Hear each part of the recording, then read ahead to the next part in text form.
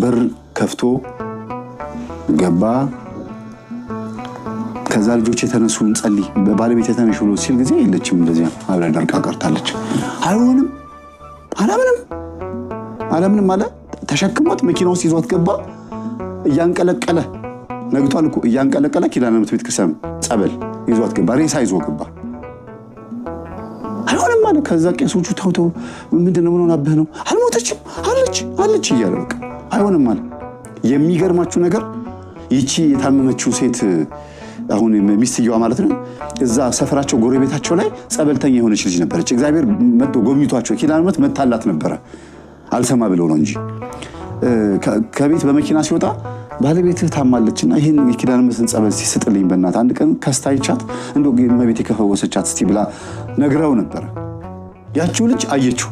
ገደልካት እንካ ጸበል ስልህ ገደልካት አለችው። በቃ እንካ ጸበል ብዬ ነበር አሁን እሰማሻለሁ። እስቲ አሁን ጸበል አፍስሽላት አሁን እሰማሻለሁ። እኔ እኮ አልገባኝም ነበር ጸበል ከጠጣሁኝ ሰውየው እንዳይገለኝ እኮ ፈርቼ ነው። ማን ነው ሰውየው? ጠንቋዩ ነዋ። በቃ ሚስቱን እዚያ ጋር ደግሞ ቄሶቹ ግራ ገባቸው። ታምረ ማርያም እያነበቡ ነበር።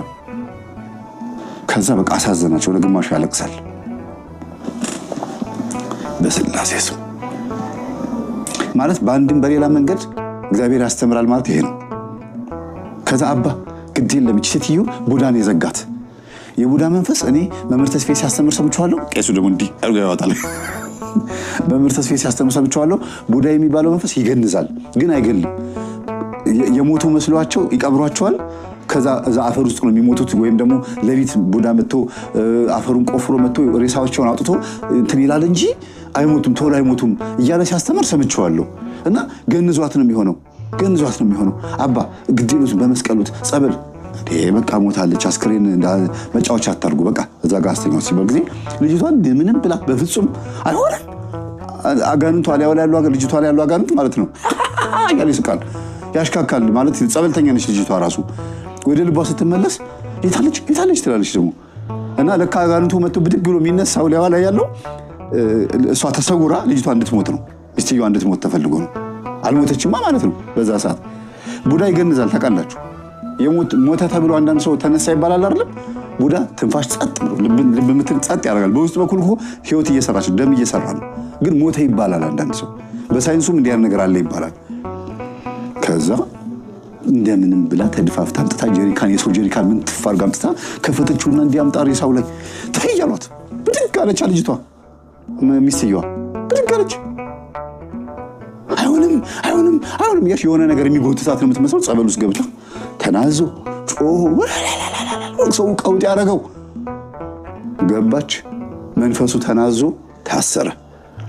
ሻኘኝ አልሸኝም የሚባል ሁለት ድምፅ ይሰማል። ሻኘኝ አልሸኝሽም፣ ሻኘኝ አልፈልግም፣ ሻኘኝ አልሸኝሽም የሚለው ረጋ ብሎ የሚሰማው አይሆንም። ሁለት ድምፅ።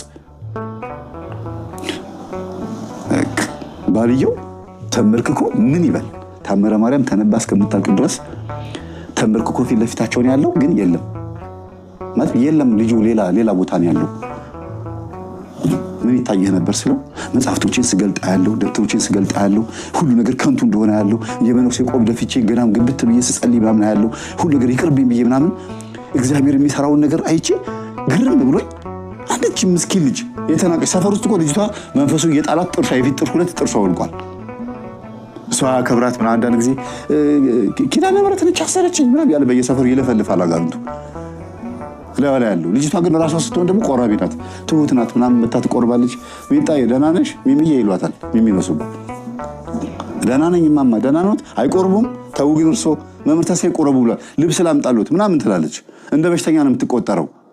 ግን እግዚአብሔር በሷ እጅ ላይ ደግሞ የሞተ ሰው አስነሳ። ይኸውላችሁ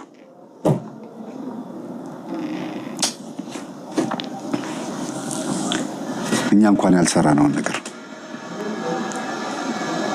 ትምህርቱን በተግባር አዋለችው። ቡዳ እንደሚገንዝ ማወቋ በራሱ ማን ያስተውለዋል? ይሄ ነው የመናፍስትን ውጊያ ማወቅ ማለት፣ ስልቱን ሴራውን ማጋለጥ ማለት ይሄ ነው። ቄሶቹ እንኳን አላወቁም። ሞታለች ነው ያሉት። ቡዳ ይገንዛል። አልሞተችም አለች እቺ ልጅ።